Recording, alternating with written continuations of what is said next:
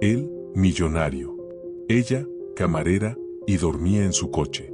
Nadie imaginaba que de ese encuentro nacería una historia imposible. Antes de comenzar la historia, recuerda darle a like para más contenido y déjanos en comentarios desde qué ciudad nos estás viendo. Ethan Caldwell, de 34 años, caminaba con las manos en los bolsillos de su abrigo Burberry, rumbo al estacionamiento del distrito financiero. Acababa de cenar solo en Il Vento, uno de los restaurantes más exclusivos de la ciudad, donde era cliente habitual. Desactivó la alarma de su Audi RS7 con un clic metálico y se sentó al volante. Al girar la llave, el motor rugió con esa arrogancia controlada que solo los autos de ese nivel saben emitir. Fue ese sonido el que la despertó. Desde unos metros más allá, un coche antiguo vibró con el eco del motor. Un Honda Civic de finales de los 90, gris opaco, con pintura descascarada y vidrios cubiertos con trapos y cartón. Una figura femenina se asomó, desorientada, desde el asiento trasero, los ojos entrecerrados, el cabello revuelto y la manta aún enredada en los hombros. Y entonces Ethan la reconoció. Era ella, la camarera, la que servía con gestos suaves en el restaurante, la que rara vez hablaba, pero siempre parecía presente. Amelia Duarte. Y estaba durmiendo en su coche. Ahí, a solo unos metros del lugar donde él acababa de pagar $400 por una cena que ni siquiera disfrutó. Durante unos segundos, se miraron. Ella, sorprendida, se congeló. Él, con el ceño ligeramente fruncido, no podía apartar la vista. No era solo el impacto del contraste. Era lo que sus ojos decían sin palabras. Finge que no me viste. Pero ya era tarde. Amelia desvió la mirada y se encogió de nuevo entre las mantas, cerrando con disimulo la ventana con la palma temblorosa. No estaba avergonzada, estaba dolida. Y había aprendido, con los años, que la peor herida no era no tener techo, sino que alguien viera tu ruina y creyera que tenía derecho a juzgarla. Ethan apagó el motor. Se quedó sentado, inmóvil, sintiendo algo que no recordaba haber sentido en mucho tiempo. Vergüenza. No por ella, por él, por todo lo que tenía, por todo lo que daba por hecho, y por nunca haberse detenido a mirar realmente a nadie. Podría haberse ido. Podría haber encendido la radio, subido la rampa y desaparecer en la noche como siempre lo hacía. Pero no lo hizo. Miró el retrovisor. Miró sus manos sobre el volante. Y después volvió a mirar hacia el coche estacionado al fondo. No era lástima lo que sentía. Era algo más profundo, más inquietante. Algo que parecía decirle, esa mujer tiene una historia que no termina aquí. Y por primera vez en años, Ethan no tenía prisa. El resto de aquella noche Ethan no durmió. Había llegado a su penthouse con las luces de la ciudad colándose por los ventanales de piso a techo, las mismas luces que tantas veces lo habían hecho sentir poderoso, invencible, como si la altura le diera ventaja sobre el mundo. No encendió ninguna pantalla. No abrió el correo. No pidió whisky. No hizo nada. Amelia se despertó con el cuello rígido, los labios resecos y la garganta ardiendo, fruto de otra noche sin abrigo suficiente, sin sueño profundo, sin tregua. El ruido de los coches en la calle ya le era familiar. Cada claxon, cada motor, cada paso ajeno era parte del paisaje sonoro que marcaba el inicio de otro día que debía enfrentar sin saber exactamente cómo. Se incorporó lentamente, dobló las mantas con cuidado, se cambió de camiseta sin bajarse del coche, una habilidad que había perfeccionado con el tiempo, y tomó su mochila, esa que ya no era una mochila sino una especie de hogar portátil donde cabía todo lo que aún le pertenecía, una muda limpia, un cepillo de dientes, una foto vieja de su madre, y un pequeño cuaderno de tapas negras donde escribía fragmentos de pensamientos que no se atrevía a decir en voz alta. No fue al trabajo ese día, ni al siguiente. Había algo en su interior que se había fracturado desde que Ethan la había visto, desde que el velo que la mantenía invisible se había rasgado sin que ella lo permitiera. Lo había visto todo en sus ojos, esa mezcla de sorpresa, compasión y culpa que ella más temía. Porque no había nada más humillante que ser percibida como una tragedia. Amelia no era una historia triste, se repetía a sí misma. Era solo una historia inacabada. 2 años antes, en el invierno de 2011, Amelia había tenido un apartamento pequeño pero cálido en Oakland, donde vivía con su madre, una mujer de manos fuertes y voz dulce que trabajaba limpiando oficinas por la noche. Tenían poco, pero lo compartían todo. Las dos soñaban con abrir un pequeño café, de esos con luz cálida, estanterías con libros viejos y paredes llenas de plantas. Era un sueño modesto, pero real, tangible, como una puerta que aún estaba cerrada, pero no con llave. Hasta que llegó la enfermedad. El cáncer apareció sin avisar y se lo llevó todo. Primero el trabajo de su madre, luego los ahorros, luego el apartamento, luego a ella misma. Amelia la vio apagarse día tras día en un hospital público donde la dignidad se escapaba por las grietas del sistema como agua entre los dedos. Durante semanas durmió en la sala de espera, vivió a base de café y galletas de máquina expendedora, y cuando todo terminó, no le quedó nada más que el coche de su madre, ese viejo Honda que ahora era su cama, su refugio, su cárcel y su única frontera contra la caída total. Nunca quiso pedir ayuda. No por orgullo, sino por miedo a deberle a alguien más de lo que ya debía al destino. Mientras tanto, Isen intentaba seguir con su vida, pero algo dentro de él ya no se alineaba con su mundo habitual.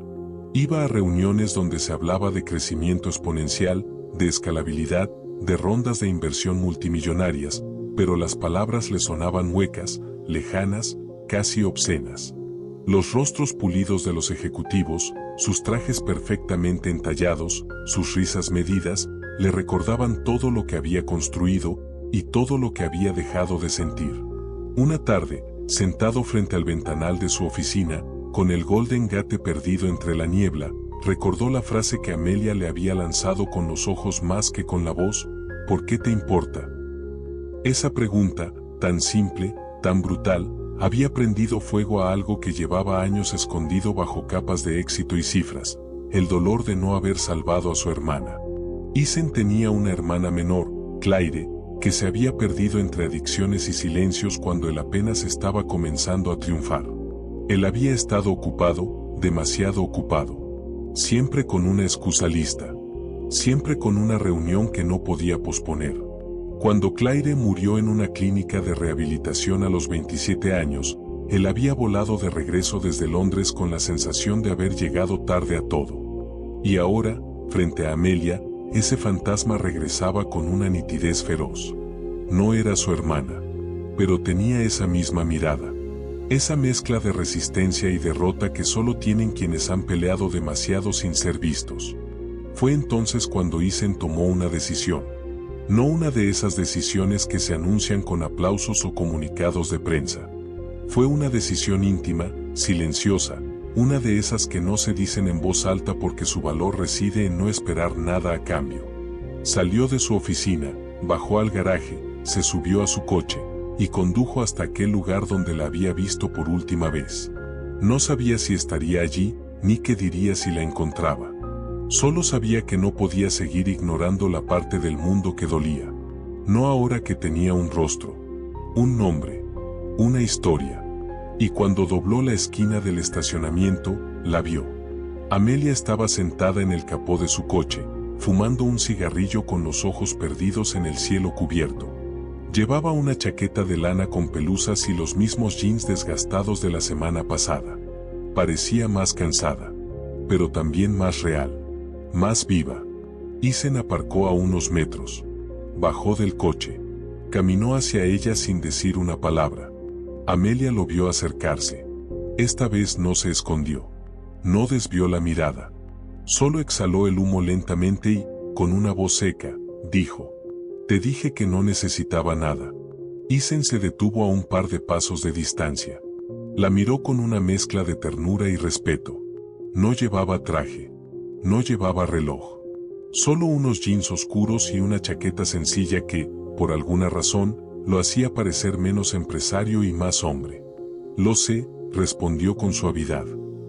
«Pero yo sí necesito entender algo». Amelia alzó una ceja, desafiante. «¿El qué?». Él tardó unos segundos en responder. Y cuando lo hizo, su voz era apenas un susurro. ¿Cómo sigues de pie? Amelia no respondió. Ni una palabra. Solo lo miró. Y por primera vez en mucho tiempo, Isen sintió que no estaba solo. Isen estaba ahí, no como empresario, ni como cliente, ni siquiera como extraño curioso, sino como algo aún sin nombre, una presencia insistente que no sabía marcharse, pero tampoco sabía exactamente por qué había llegado. Ella no volvió a hablar tras aquella pregunta, ¿cómo sigues de pie? Pero la tensión entre ambos se volvió espesa, casi física, como si las palabras no dichas formaran una neblina alrededor de los dos. Isen no esperaba una respuesta inmediata. Ni siquiera estaba seguro de que quisiera una. Quizás lo único que buscaba era estar allí, sin máscaras, sin discurso, sin la necesidad de impresionar o arreglar nada. Solo estar. Pasaron varios minutos así. El silencio se volvió una especie de pacto tácito, un espacio seguro donde nadie tenía que justificar su dolor ni disfrazar su pasado. Al cabo de un rato, Amelia apagó el cigarro contra el metal del capó y deslizó la colilla dentro de una botella vacía. Luego, sin mirarlo directamente, se bajó del coche y se metió en el asiento del conductor. No cerró la puerta. Eso, en el lenguaje de Amelia, era una invitación. No a entrar, sino a quedarse cerca. Isen se sentó en el bordillo, a unos pasos de distancia. No cruzó la línea. Sabía que si quería que ella confiara, debía aprender a respetar sus fronteras, incluso cuando el instinto le decía que las cruzara. Hace años, dijo él de pronto, con la mirada clavada en el suelo, mi hermana dormía en su coche también. Solo que el suyo ni siquiera arrancaba. Amelia giró ligeramente la cabeza. No lo miró, pero lo escuchaba. Nunca quiso que la ayudara. Me decía que la compasión humilla más que el hambre. Que prefería perder todo antes que perder su voluntad. Suena como alguien que sabía más de lo que tú sabías entonces, respondió Amelia, sin agresividad, pero con la precisión de quien no teme ir al centro del dolor. Isen asintió, en silencio. Sí. Y cuando por fin me di cuenta, ya era tarde. Murió en una clínica que yo pagué. Pero el dinero no pudo devolverle la dignidad que sintió que había perdido. Y desde entonces, he aprendido a no intervenir. A no ofrecer ayuda que no me ha sido pedida. Amelia lo miró por primera vez desde el interior del coche. Su expresión no era condescendiente ni incrédula. Era humana. Vulnerable. ¿Y por qué estás aquí, entonces? Isen sonrió con tristeza. Porque no quiero volver a llegar tarde. Ella cerró los ojos por un segundo. Aquella frase había tocado algo más profundo de lo que ella misma esperaba. Porque aunque detestaba ser vista como una causa perdida, algo en su interior, ese rincón tan cansado como hambriento de afecto, se aferraba a la idea de que alguien pudiera quedarse sin intentar salvarla. Solo, quedarse. Yo no soy tu hermana, dijo con voz baja, pero firme. Lo sé, respondió él. Pero tú eres tú. Y eso es suficiente. Un silencio largo los envolvió de nuevo. Uno distinto al anterior. Más tenso, pero también más real. Amelia bajó la vista hacia el volante. Sus dedos lo acariciaban con movimientos distraídos, como si necesitara tocar algo tangible para no desmoronarse. No sé cuánto tiempo más podré seguir así, confesó finalmente, sin levantar la voz, pero dejando en el aire una grieta que ya no podía ocultar. Isen no respondió con promesas. No sacó una chequera. No ofreció un apartamento, ni un trabajo, ni un camino prefabricado hacia la solución. Solo se mantuvo allí, respirando el mismo aire frío, compartiendo la misma noche, sosteniéndola sin tocarla. Y entonces, con una lentitud casi ceremonial, Amelia sacó algo de la guantera, un pequeño cuaderno de tapas negras, gastado por el uso, doblado en las esquinas. Lo sostuvo entre sus manos un momento, como si pesara demasiado. Aquí escribo cuando no tengo a quien hablarle, dijo. Se lo extendió. No del todo. Solo lo sostuvo en el aire, entre ella y él, como una prueba. Como un gesto tembloroso de confianza que podía desaparecer en cualquier momento. Isen no lo tomó. Solo lo miró. ¿Quieres que lo lea? No. Pero quiero que sepas que existe. Ese era el lenguaje de Amelia. Hechos, no palabras. Presencias, no discursos. Y en ese momento, Isen comprendió que no había que tocarla para acercarse a ella. Bastaba con no soltarla, con no convertirla en un caso más, con no convertir el gesto en un acto de redención personal. Se hizo tarde. Las luces del estacionamiento comenzaron a apagarse por zonas. El frío se volvió más punzante. Y sin embargo, ninguno de los dos parecía querer irse. Mañana tengo turno, dijo Amelia, como si fuera una forma de cerrar la conversación sin cerrarla del todo. Entonces vendré a cenar, respondió él, con una suavidad casi imperceptible. Ella no dijo que sí, tampoco dijo que no. Solo cerró la puerta del coche con lentitud y se tumbó en el asiento trasero. Y Isen, sin hacer ruido, regresó al suyo. Esta vez, no se fue de inmediato. Se quedó ahí, en silencio, con la vista en el retrovisor, como si cuidara de ella sin que lo supiera. Como si por fin hubiera encontrado algo que ni el dinero ni el éxito podían comprar. Una historia que merecía ser escuchada hasta el final. Amelia volvió a trabajar ese martes. No porque se sintiera mejor. No porque tuviera ganas. Sino porque sabía que una ausencia más implicaba poner en riesgo el único ingreso estable que aún conservaba, y con él, el único delgado hilo que la mantenía aferrada a una rutina, a un ritmo, a una versión de sí misma que aún podía fingir ser parte del mundo normal. Se peinó el cabello con agua fría en el baño de una gasolinera, se aplicó un poco de corrector para disimular las ojeras profundas, y llegó al restaurante antes de las 11. Vestía el uniforme negro con el delantal gris bordado que ya comenzaba a deshilacharse por las esquinas. Parecía estar bien, pero no lo estaba. Nadie preguntó. Nadie notó la diferencia. Así funciona el mundo para quienes viven en los márgenes. Si no haces ruido, nadie escucha tus grietas.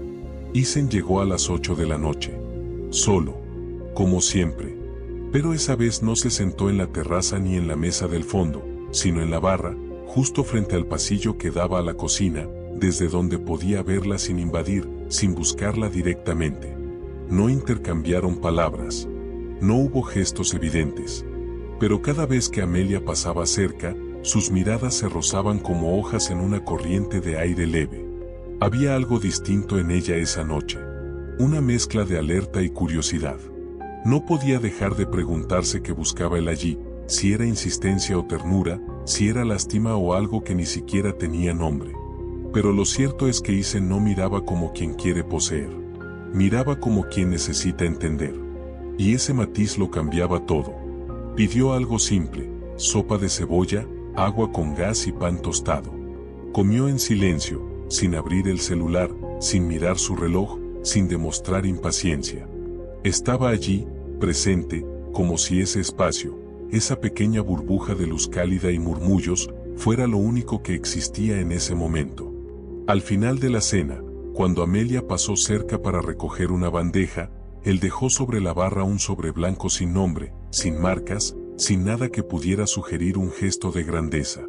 «Es solo un libro», dijo en voz baja, cuando ella notó el sobre. «No tienes que leerlo. Solo pensé que tal vez te gustaría tenerlo». Ella lo miró con suspicacia. Había recibido demasiados gestos disfrazados de ayuda como para no desconfiar. Pero algo en su mirada, esa calma profunda, esa ausencia de prisa, le dijo que no había trampa.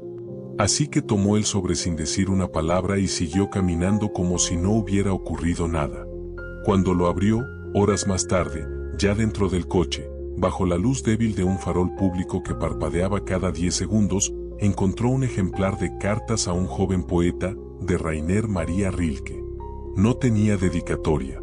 Solo una hoja suelta doblada en 4.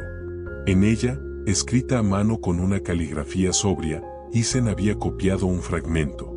Quizás todos los dragones de nuestra vida son princesas que solo esperan vernos actuar, una sola vez, con belleza y coraje.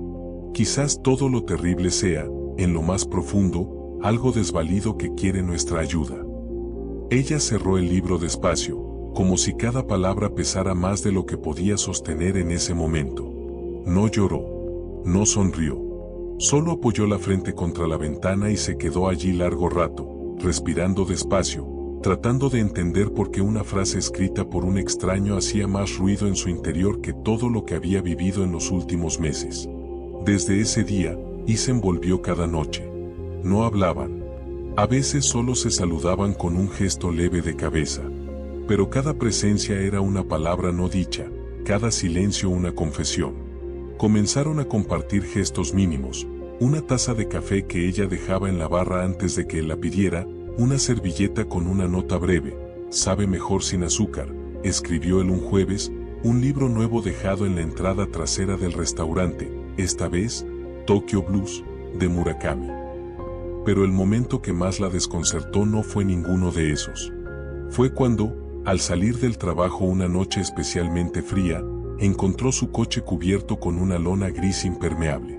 No nueva, no llamativa, simplemente funcional. No había nota, no había firma, solo un gesto puro, sin nombre. Y ese fue el punto de quiebre. Porque, por primera vez en mucho tiempo, Amelia se sintió vista sin ser invadida, sostenida sin ser reemplazada, acompañada sin ser interrogada. Y esa clase de cuidado silencioso no era algo que ella supiera manejar. Porque para alguien acostumbrada a defenderse sola, permitir la ternura era mucho más aterrador que enfrentar el hambre o el frío. Esa noche no durmió. Se quedó sentada en el asiento trasero, mirando el techo del coche, con el libro de Rilke abierto sobre el pecho y una sensación nueva recorriéndole el cuerpo, la sensación de que tal vez, solo tal vez, no todo estaba perdido. No había amor aún, no en el sentido convencional. Pero sí había algo más raro, más hondo, más urgente, la presencia de alguien que, sin pedir espacio, lo construía con paciencia. Y sin que ninguno de los dos lo supiera, algo en ellos empezaba a transformarse. Muy lentamente, muy profundamente, como todo lo que vale la pena sentir. Amelia, aunque se repetía cada noche que todo esto era temporal, las miradas, los libros, la lona sobre el coche, los silencios compartidos, ya no podía negar que el mundo, de alguna forma absurda, parecía menos hostil cuando Isen estaba cerca. No lo entendía del todo, y eso la inquietaba.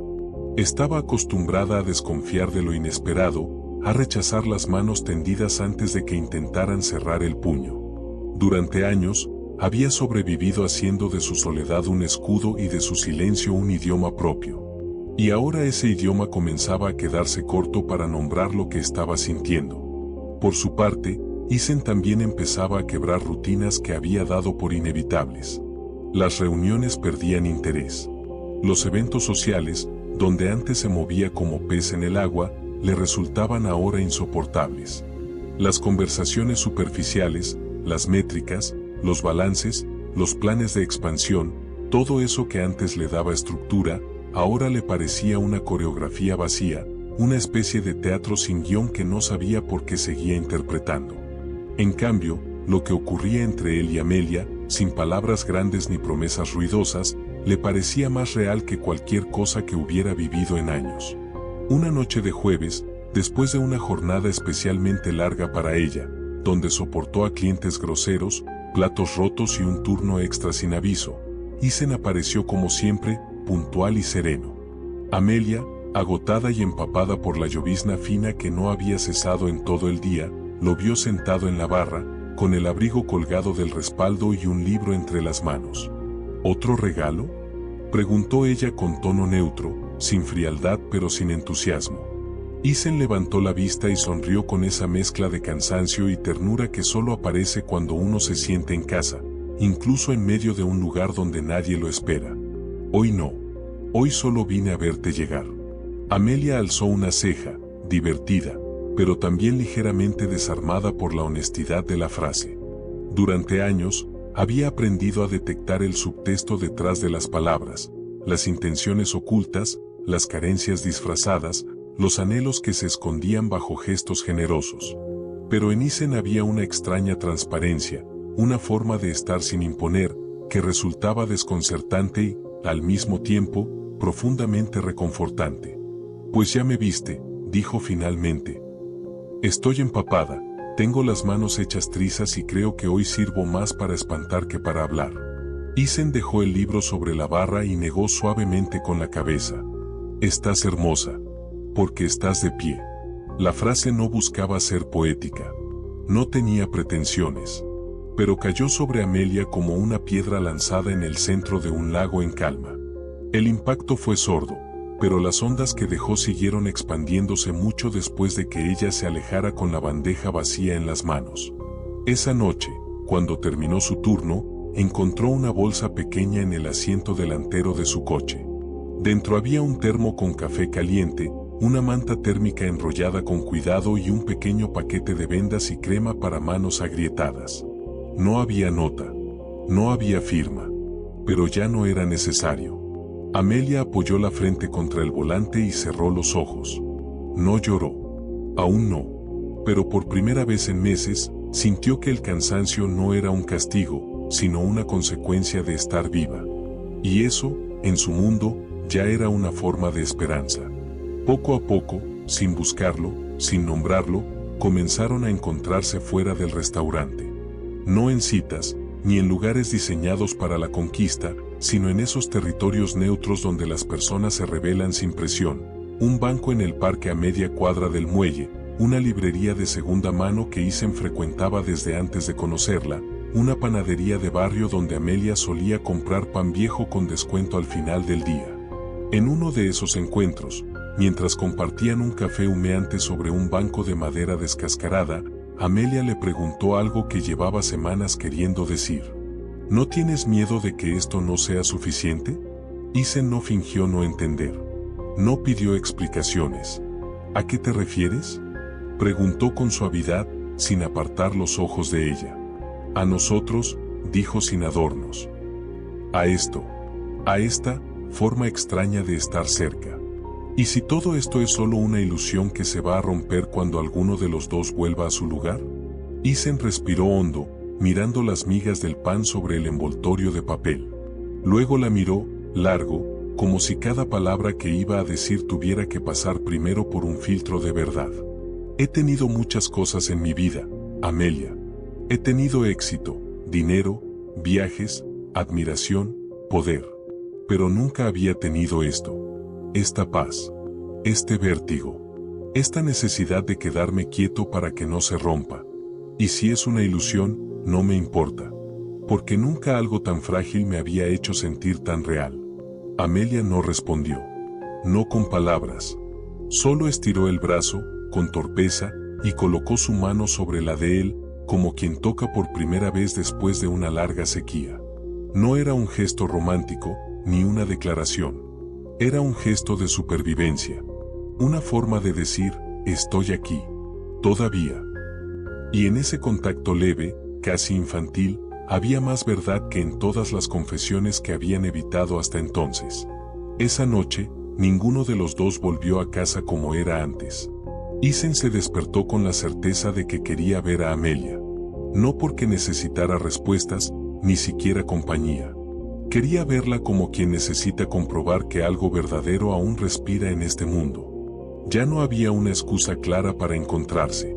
No necesitaban fingir casualidades, ni utilizar libros, ni dejar notas ocultas entre servilletas.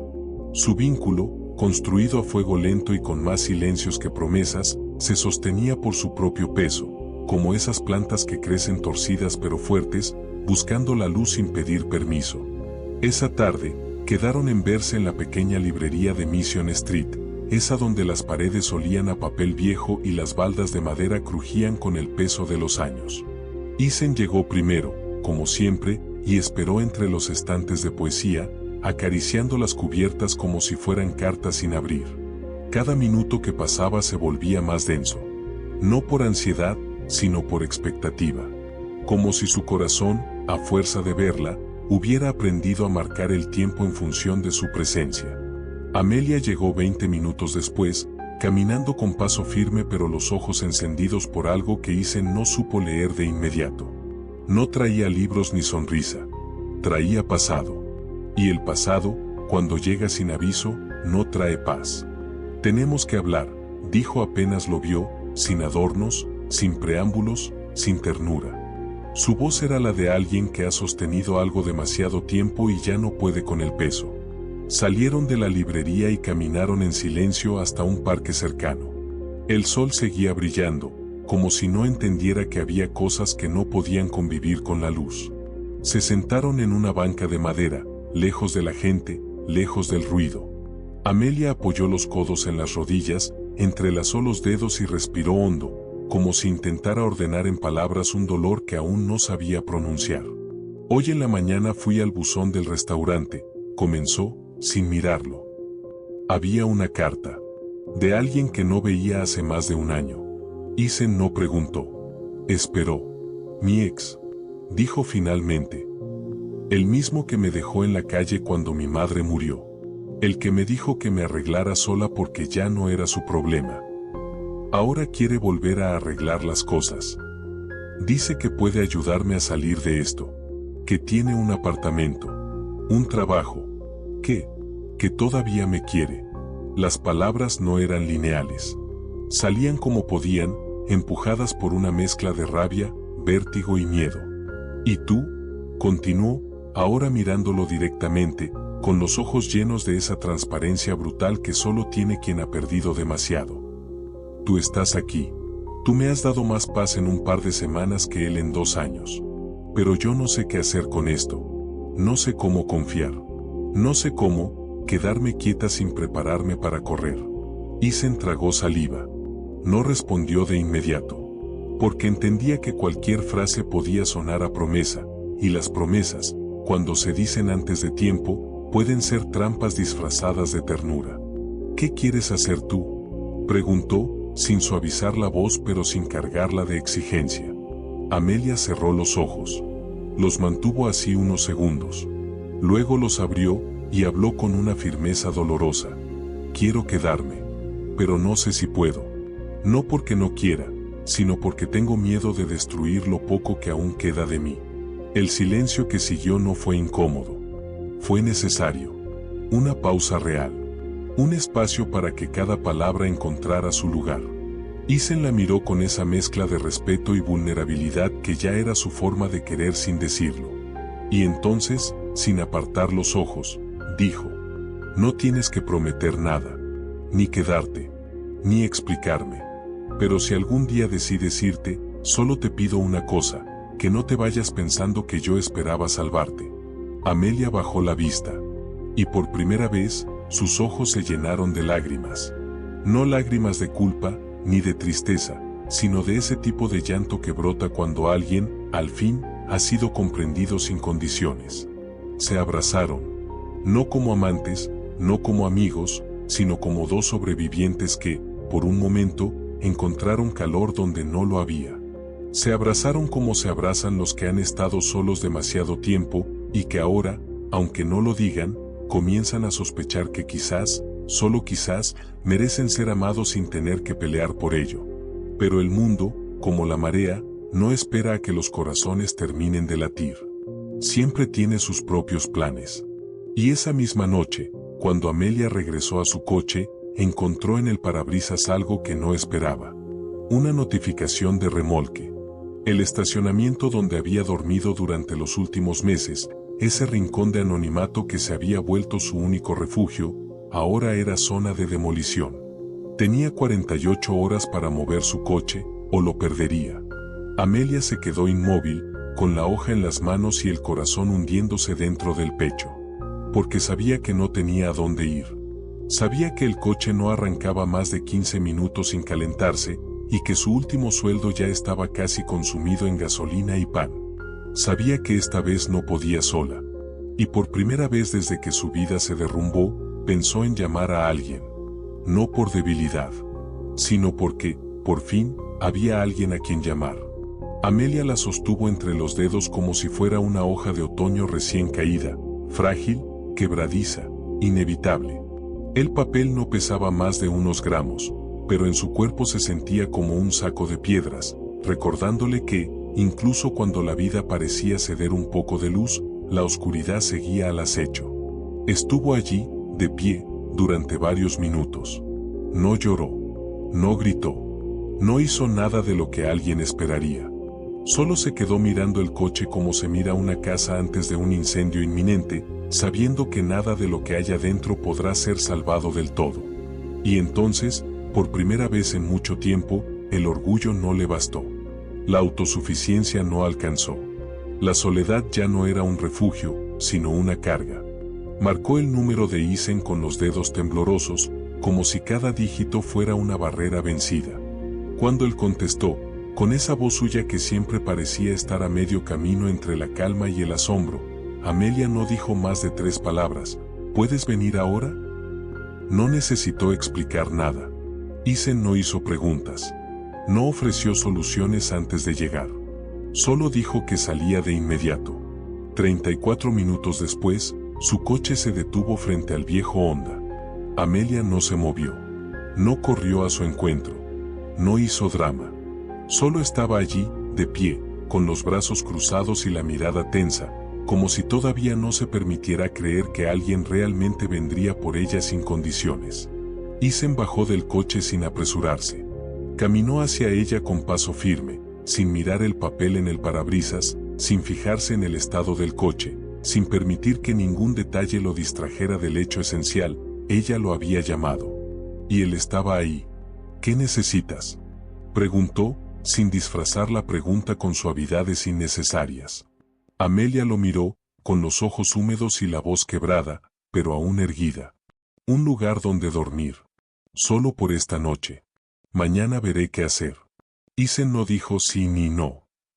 No sacó las llaves de su penthouse, ni habló de hoteles de lujo, ni ofreció departamentos con vista a la bahía. Solo abrió la puerta del copiloto de su coche y asintió con la cabeza, como si lo que estuviera haciendo no fuera un favor, sino un acto natural. Un gesto sin heroicidad, sin brillo, pero cargado de humanidad. El trayecto fue silencioso. Ella apoyó la cabeza contra el vidrio, observando las luces de la ciudad con una mezcla de nostalgia y resignación. Las avenidas que alguna vez soñó recorrer como una mujer libre ahora eran escenarios de su lucha diaria por mantenerse entera. Isen conducía con las 2 manos en el volante, sin mirar el reloj, sin hablar de trivialidades, solo sintiendo que, de alguna manera, estaba cruzando un umbral invisible. Cuando llegaron, no subieron a la torre acristalada donde él vivía. En lugar de eso, se detuvieron en un pequeño apartamento que Isen mantenía vacío desde hacía años, una propiedad heredada de su padre, ubicada en un edificio antiguo del barrio de North Beach, donde las ventanas daban a callejones empedrados y los muros aún olían a madera vieja. No era un palacio. No era lujo. Pero era silencio, techo, agua caliente y dignidad.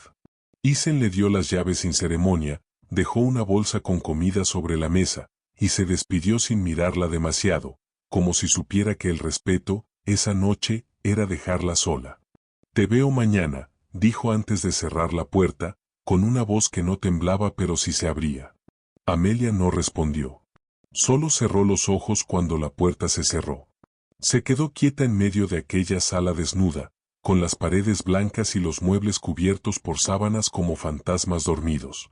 Se sentó en el suelo, abrazó sus rodillas y por fin, después de meses, quizá años, lloró sin medir el volumen.